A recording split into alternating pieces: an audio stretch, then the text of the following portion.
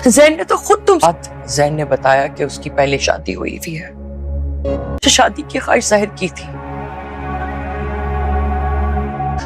कि जैन पहले से शादीशुदा है। वो तो निकाह के बाद।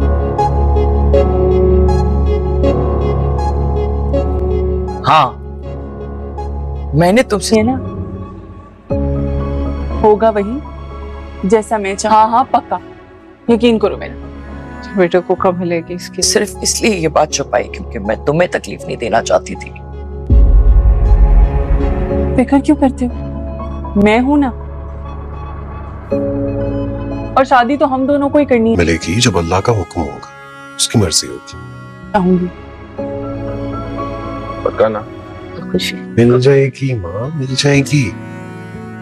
आप अपने बेटे की खुशी क्यों नहीं देखेंगी? लेकिन वो खुशी तब ना लेना उसे, तुम्हारे फ्यूचर का सवाल है। अच्छा खासा बिजनेस चल रहा है वहां पे, कोई छीन नहीं सकेगा, ये तो मानती है ना? वैसे आप फिक्र ना करें,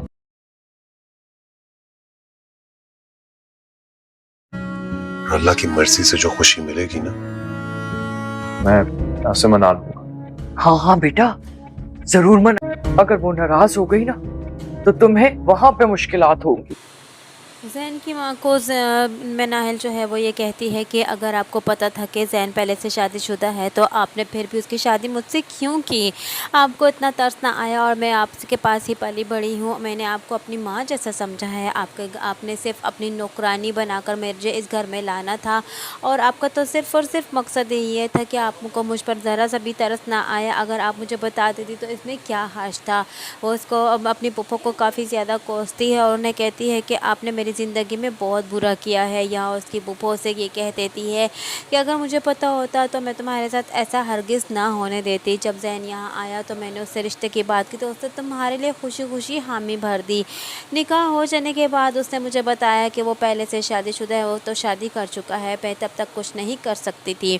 और मैंने रही ये बात तुमसे इसलिए छुपाई, तुम्हारे निकाह के बाद उसने मुझ पर ये बात खोली, इसी वजह से मैंने तुम पर छुपा दी कि कहीं तुम्हारा दिल ना टूट जाए। मैं तुम्हारे साथ कुछ बुरा होते हुए नहीं देख सकती थी, क्योंकि मैंने तुम्हारे साथ अपनी ज़िंदगी गुजारी है और मैंने तुम्हें अपने हाथों में ही पाला पोसा है और बड़ा किया है। तुम मेरे लिए मेरी बेटी से कम नहीं हो।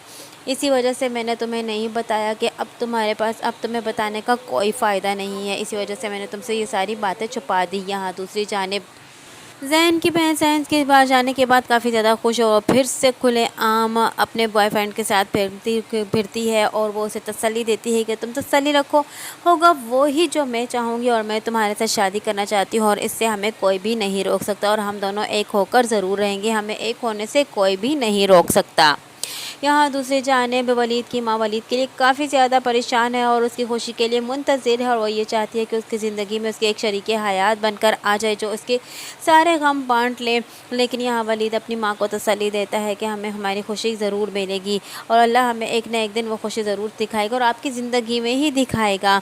और हमारे लिए अल्लाह ताला ने कुछ बेहतर सोच कर रखा है, इसलिए अल्लाह ताला हमारे के साथ कुछ देर कर रहा है, इसलिए हमें थोड़ा इंतज़ार करना होगा। यहाँ ज़ैन की माँ ज़ैन को कॉल करती है और उसे ये कहती है कि चूँकि सारी जायदाद जो है वो मनाहिल की है और उसी जायदाद पर ये लोग कब्ज़ा करके बैठे थे और यहाँ ज़ैन भी अगर ऐशो आराम से रह रहा है तो वो सिर्फ़ और सिर्फ मनाहिल की जायदाद की वजह से रह रहा है।